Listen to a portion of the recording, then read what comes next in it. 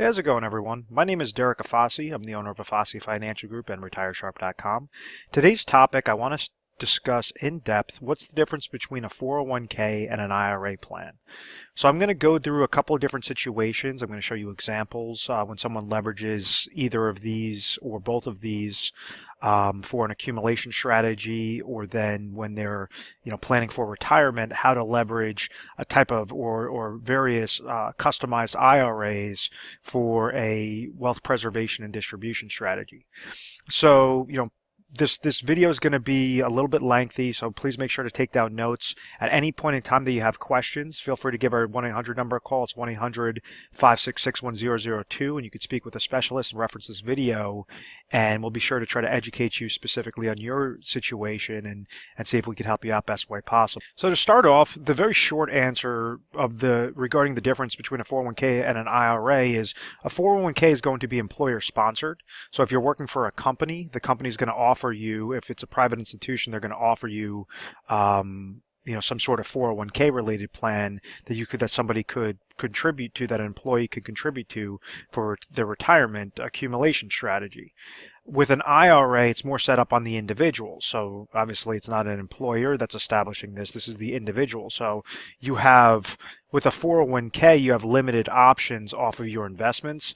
With an IRA, you're going to have further restrictions off of your contributions. So that's the very short answer of it. Now, what exactly do I mean by that? And first I'll tackle the 401k, and then I'll go into the IRA, and I'm going to show you examples of how somebody leverages this throughout their working career, and then also when they start nearing their retirement years, and then they're in retirement, how to successfully retire, and what are some key factors to make sure that you're not falling victim to a lot of common mistakes made by individuals and seniors and baby boomers on a daily basis.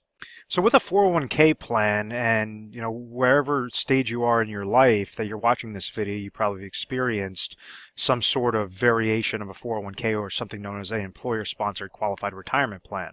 In its most basic terms, what essentially happens is an individual is going to start working for a company, and they're given their employee benefits package. So it's going to include their life insurance, their health insurance, different ancillary products like accident, disability, whatever that case might be. And then they're also many times offered a type of 401k plan that says, okay, you're an employee of our company. We're going to allow you to take a percentage of your salary of what you get paid each and every month or each and every year, and basically place that aside for a qualified retirement account.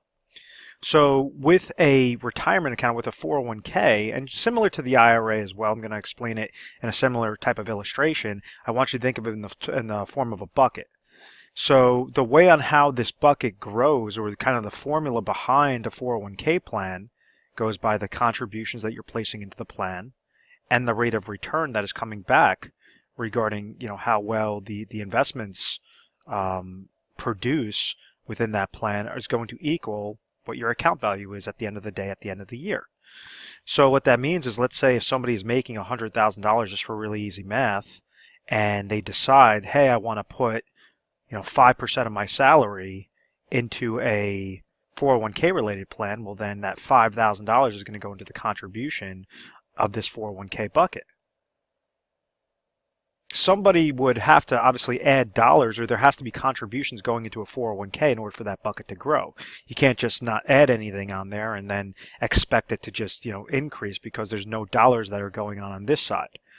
So this is obviously adding a positive when you're adding contributions into this type of plan. Now, the rate of return side is what is usually overlooked. So when somebody's starting off with their employment, they're typically excited and they're saying, okay, I'm just going to randomly, choose some funds, and they don't do a lot of due diligence on trying to choose what are their options available within their 401k.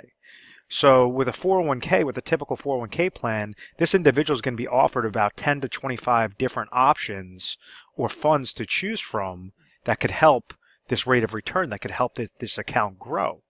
So when I'm talking about these funds, you're going to see, a whole slew of different things. You're going to see like aggressive portfolios that might be something that's tied to like U.S. stocks or international stocks. You might see conservative portfolios that might be like a fixed account or fixed income-based asset classes, and then everything in between. So ultimately, these 10 to 25 different options, different funds to choose, think of them as eggs in your basket. If somebody goes and they're leveraging their allocation strategy towards very aggressive towards the stock market, and let's say that the stock market crashes, well, then this side is going to produce a negative. If the stock market does well, well, then this rate of return side is going to produce a positive. So when you have two positives working with each other, you have the power of compound interest working in a positive direction. If, let's say, you're contributing and you're making contributions, you're having good positives, and all of a sudden you come into some downward market disasters or some hiccups within the market, well, then you could have drawdowns, you could have downward market losses that are completely affecting how poorly this 401k plan could perform. So ultimately, if somebody, like as an example, like 2001 or 2008, if somebody walked into the year with $500,000 and they were invested heavily towards international equities and U.S. equities, they could have experienced losses of minus 30% to minus 60% of their portfolios. So walking into the next year, even though they would have contributed all those monies into that plan, they would have received all those growth in all those previous years, because this rate of return side came back negative, it resulted in this bucket getting sliced and losing thousands upon thousands of dollars. So maybe they would have walked into the year with $500,000, they would have walked out of the year with $300,000. So this was very prevalent in, during those times. And any time that, there's market corrections or there's volatility within the markets, you hear all this constant media attention saying, oh, the end is near, everything's going to crash and burn, everything's going to crash and burn. And individuals always think about that, or, typical individuals think about what happened to their accounts back in that 2008 large drawdown or that Great Recession period. So the large takeaway that I want you guys to understand is that ultimately you can control how much of the contributions are going to this plan. And when you're looking at other qualified retirement accounts, typically like a 401k or a 403b, a thrift savings plan, there are certain limitations that are larger than how a traditional IRA would get set up on a contribution side. Another thing to note regarding a 401k plan is this is set up through your employer. So many times employers want to retain, good employees. They want to make sure that that employee does not jump ship and go to a different company if that company is giving them a slight raise. So what they'll do is they might give something known as a 401k match, where they're saying, okay, for the individual that's making $100,000 in a given year, they might say, okay, if you put in $5,000 or 5% of your salary, we're going to give you a match of 5% as well. So if this person puts in 5% of their salary, which is obviously $5,000, the company is also going to contribute $5,000. So the contributions for that year are going to be $10,000.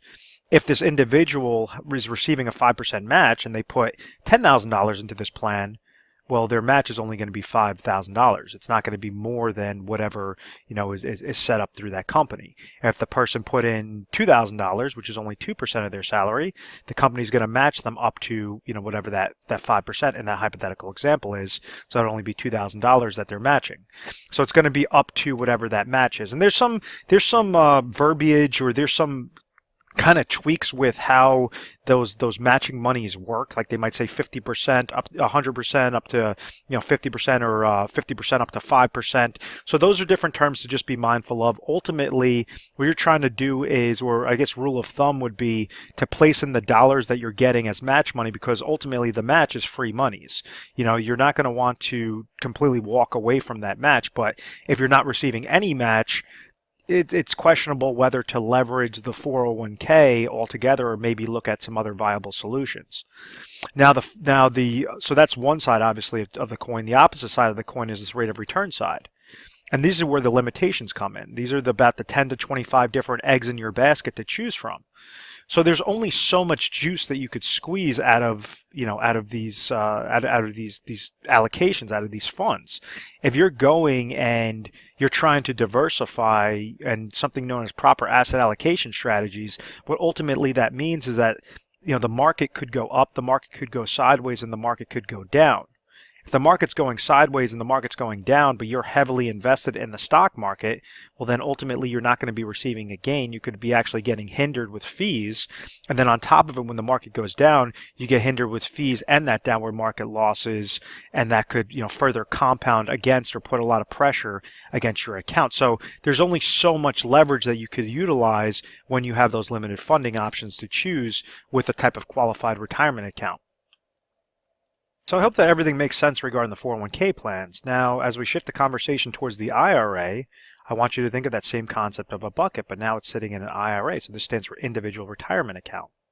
The formula is going to work exactly the same. And this is essentially for any sort of account, even if you had cash accounts, cash monies.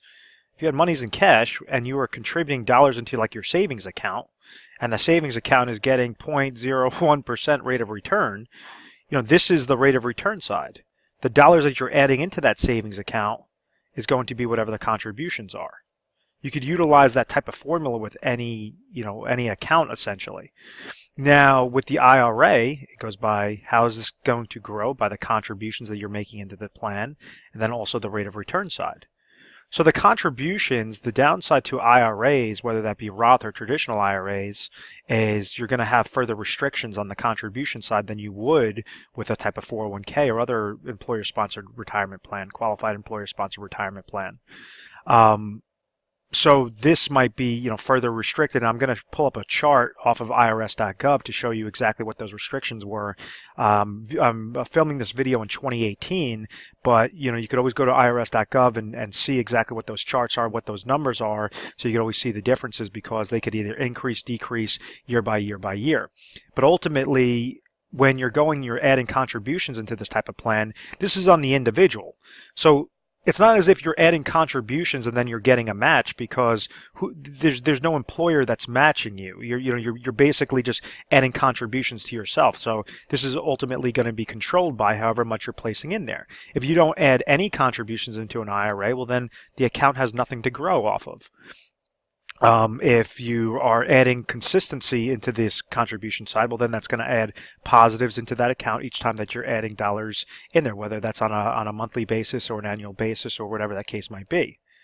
Now, when we look at this other side, this rate of return side, this is where you have more options rather than with the 401k, where I said, a typical 401k plan might have anywhere between 10 to 25 different options, or kind of think of them as eggs in your basket to choose from. The IRA, you have more customizable options, and you could have anywhere between 3,000 to 5,000 different options to choose. So ultimately, because you have more choices, you could cherry pick things that could have higher quality. It could be a cheaper cost. You could have better asset allocation strategies. If you want to be super aggressive, you could get very finite with details and leverage a bunch of different specific sectors or specific stocks or ETFs or blended strategies. So there's a whole slew of different customized options with an IRA, and kind of think of it in very basic terms. Would you rather have 10 to 25 different choices, or thousands of different choices to to leverage on this growth side? So that's on the simplistic terms between a 401k and an IRA. That's the major difference, especially when we're looking at it during an accumulation strategy. Because when someone's during their working stage, and we're looking at the generic concept of financial planning, you have one stage, which is your accumulation strategy of saying, I want to try to stack away as many dollars as possible, have those monies grow as much as possible so that my bucket's getting larger and larger and larger.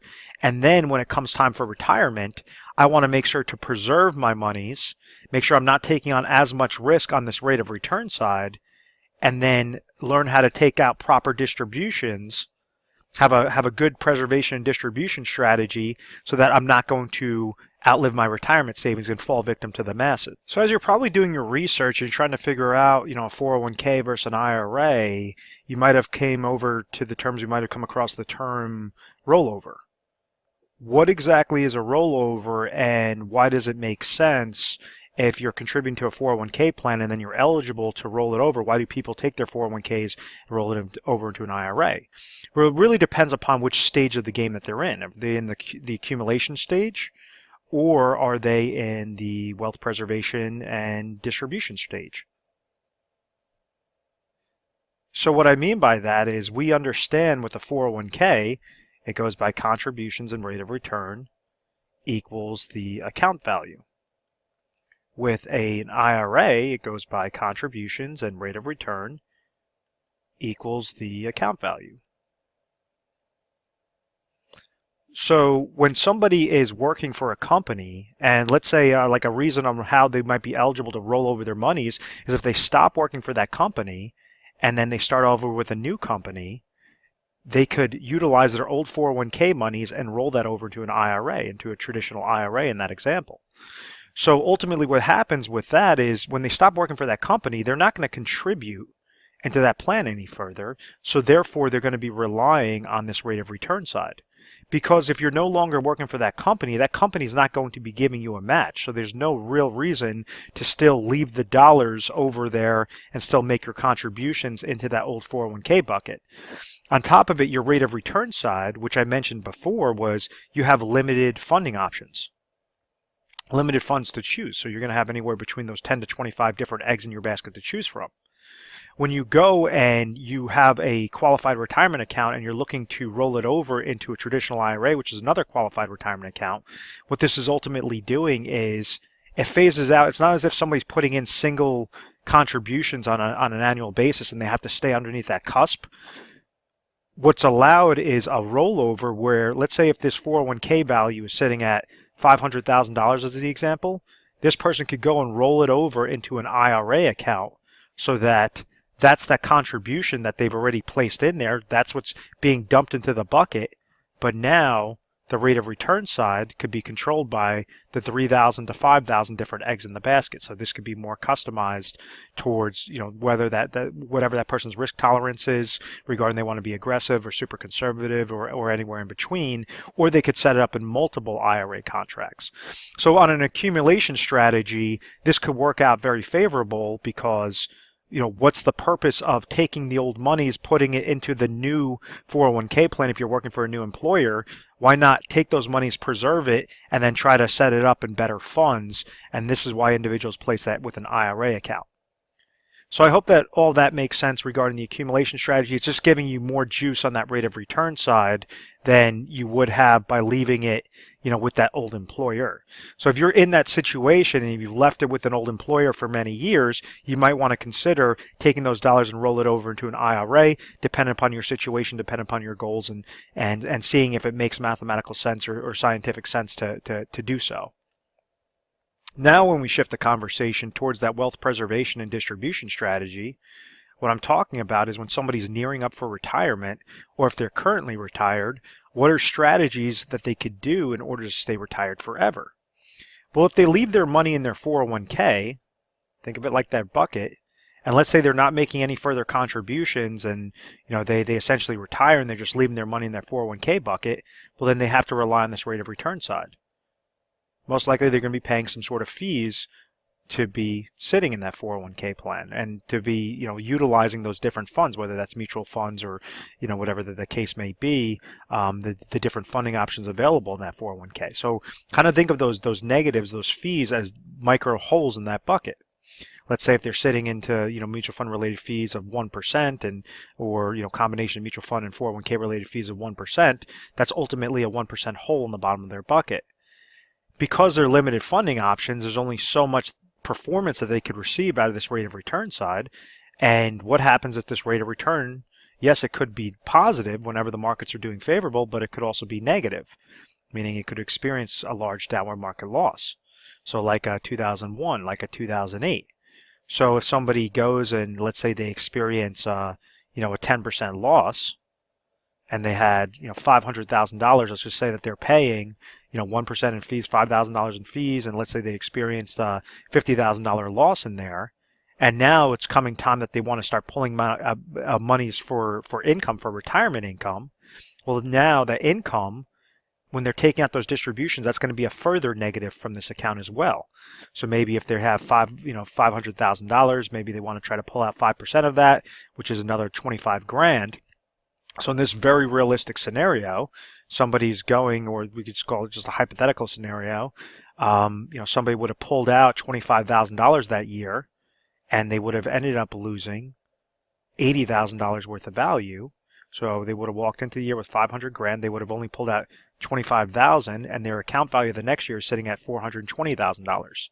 So what this concept is known as reverse dollar cost averaging, and this is something that really impacted seniors and baby boomers, especially during that Great Recession time period right around 2008, is because they had extremely large drawdowns, downward market losses, and then they kept trying to pull out monies from their retirement accounts, and it was just further compounding this pressure against the account, and it resulted in individuals outliving their retirement savings and having to go back to work in their late 60s and their 70s, some cases in their 80s. So, that's where things could get very scary if you don't have a proper plan, if you don't have a strategy in place that you're saying, hey, I've already accumulated my monies, I've already leveraged my 401ks properly. If you're eligible for certain rollovers, you could roll over these monies into IRAs, multiple IRAs, and leverage them for a specific purpose to give you retirement success. What do I mean by that? Something we constantly cover is we say that there's 3 things that every individual needs to figure out before they're retired, or if they're currently retired, how to stay retired forever. The number 1 thing is they have to make sure that they have enough income that's going to be greater than what their expenses are in retirement, and make sure that that income stream is always going to be going to them, whether they live to age 70, 80, 90, they live to 120 years old, whatever that is, as long as they're having enough income and that income is greater than their expenses, they will have pure peace of mind. The next step is they want to make sure that they have ample amount of emergency funds left over in case of a oh my gosh moment that was to occur, whether that's a medical ailment or they need a new car or a tree comes and falls through their house and they need repairs, whatever that is, some sort of emergency. So with emergencies, rule of thumb is to have about 6 to 12 months of what your annual expenses are in liquid cash and monies that you could easily access. And then it brings us to our 3rd stage, which is going to be inflation-based protection. One of the things that I didn't mention during that reverse dollar cost averaging effect is you could have different things like mutual fund related fees. You could have advisors that are charging advisor fees. So if you think about your account like a bucket, these are little holes in the bottom of your bucket that's already putting pressure against your bucket. If you experience a downward market loss, well, obviously that's slicing your bucket. If you're trying to pull out income from those accounts, that's further negatives from your bucket.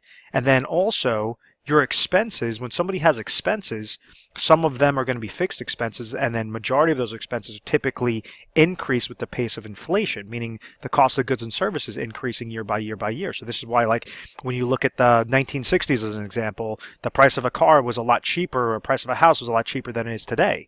You have this invisible negative that constantly compounds, and it increases by rule of thumb about 2 to 4% in a given year, known as an inflation. So that means that with this individual that's trying to pull out monies from their retirement account, they actually have to step up with the amount of distributions that they're taking.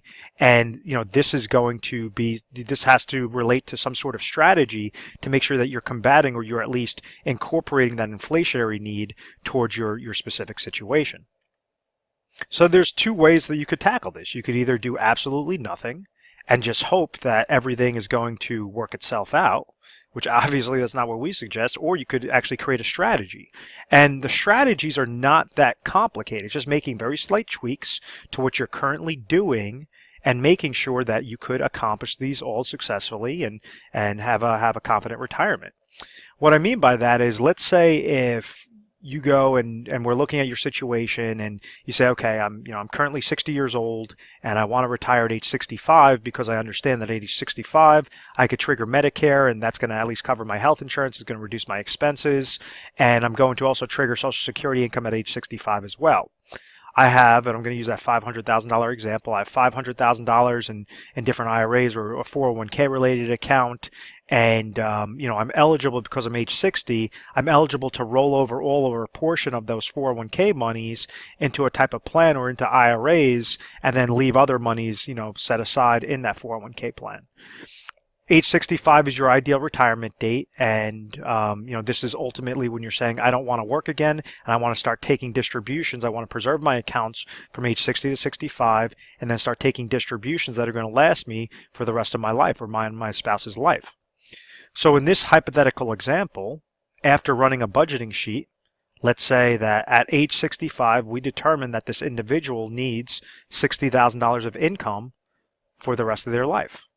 They have $5,000 of retirement savings today at age 60, And at age 65, they're going to be receiving 35 grand worth of Social Security income. They're going to be receiving another $10,000 of pension income. And then they also have a retirement account that's sitting there. So what these are is these are income sources. These are sources of income that are coming to this individual that is always going to be coming to them, even if they're not working. Ultimately, kind of think of them as little faucets of retirement monies going to them on a monthly basis. So out of this, we understand that the need is $60,000. Well, right now, if they were to retire, they would only have $45,000 of guaranteed income, and they would actually fall short, and the expenses would actually be larger than what their income sources are producing. So this tells us, well, step one, we need to find a way to get $15,000 of more income by the time that they are age 65, and we have $500,000 of monies to do so. So the trick with this is to use as little of your monies as possible and only as much as necessary that would accomplish this expense goal. So this is where you could leverage an IRA, like customized IRA, through the form of an annuity. It's with an insurance company. You can leverage the newer age annuities, meaning with income riders, so you're not losing full control over your dollars, meaning that if you pass away, within a couple of years, you pass away as you're living, whatever's remaining in your account balance would still be left over to your beneficiaries. But let's say if you kept living and you ran your account balance dry, the insurance company is still on the hook to keep paying you your monies. So after navigating through the best traditional IRA annuity contracts that would produce an individual off of the $500,000 bucket, maybe we'll go with IRA number one with insurance company ABC that would produce them $15,000. They put the monies in there today at age 60 and triggering monies at age 65. Maybe that would result in saying $100,000 in traditional IRA annuity number one, and then this would accomplish this goal off the income side. So they understand, they have that peace of mind that out of your $500,000, they only need to leverage $100,000 into IRA number one, and they would produce at that age 65, $35,000 of Social Security income, $10,000 of pension income, and $15,000 of annuity income that would get them equal to that $60,000 amount. Step two is emergency funds. Want to make sure that there's at least 6 to 12 months of expenses that are established for some sort of emergency that are in liquid cash. So we've only leveraged out of this $500,000, we only used up $100,000. So you still have $400,000 left over. And this is a very easy, simplistic, hypothetical example. Understand that they're a little bit more complicated than that, but I just want to show you the concept of this. So then this would go into IRA, traditional IRA number two, which might be with just money market funds, money market account. That's saying it's not going to be hindered with downward market losses. It's just essentially like a cash account that's sitting there, but it's still within that qualified retirement account chassis. And maybe we're going to leave $50,000 into IRA number two. So what did that do? Well, that accomplished step one. It accomplished step two. Let me clear off the screen a little bit because it's getting a little sloppy. So to repeat, we had $100,000 went with IRA number one and an IRA annuity. We had $50,000 going to IRA number two, IRA with a money market account, or some other safe liquid account there. And now we have $350,000 left over to combat this inflationary goal. Because yes, at age 65, this person needs $60,000 of income. We've accomplished that through step one, but those expenses might be increasing. So maybe by the time they're age 67, they might need $61,000 of income. By the time they're age 70, they might need $63,000 of income. So this is where you could leverage a couple of different ways. You could use insurance companies and annuity laddering strategies, or you could just leverage that rate of return side and try to set up proper asset allocation strategies in IRAs. Maybe you're utilizing like fixed index annuities for safe accumulation, or bank CDs or market link CDs, or whatever that case might be. Or you could leverage, proper managed money accounts and making sure that that's growing on a safe, consistent basis. So there's a whole slew of different ways on how to get to this stage. But ultimately, when you're having that much money, when you're using the smallest amount of dollars out of this $500,000 and you're segmenting them like a perfect puzzle piece, you could have, for step three, IRA number three, number four, number five. You could create a plan from, rather than just say, okay, I hope that everything's going to work itself out and not actually have a strategy. You could go at that point in time, roll over monies, segment them into one IRA account or multiple IRA accounts. In this example, we're using 5 different IRA accounts to make sure that they're all sticking to their own lane. And then that's ultimately what's going to produce this individual, a successful retirement. So I hope that everything made sense. If you found value in this video, please feel free to call our 1-800 number. It's 1-800-566-1002. And you can reference this video when calling over. You'll speak to an assistant. Tell them, hey, I want to speak to a specialist regarding what's the difference between a 401k and IRA video. And we'll make sure that whoever the next specialist available will take your call and ask you a slew of questions and send you literature pieces and different things to help out in your educational process. A more efficient way on how you could do this, best for the specialist time and your time, is to look at our digital calendar and pick a time that works out best for yourself, whether that's mornings, nights, weekends, holidays, whatever that case might be. So what you want to do is go to the URL or the website that's attached in the description off of this video. It's either retiresharp.com or afassifinancial.com, and it's both going to bring you to the same exact spot. It's going to be afassifinancial.com, and you're going to see a little icon pop up on the right hand side, and it's going to say book your strategy session. So you set up you'll be able to look at our digital calendar, set up a time that works best for you, and then put a little note section on what you want to speak about, so that we could at least prep the specialist specific for your time frame, and make the best use of your time and theirs, and ultimately try to help you out best way that we know how to, and that's through education first. Also, be sure to write down a whole slew of questions. The more questions, the better. And, we really look forward to speaking with you and dealing with your situation.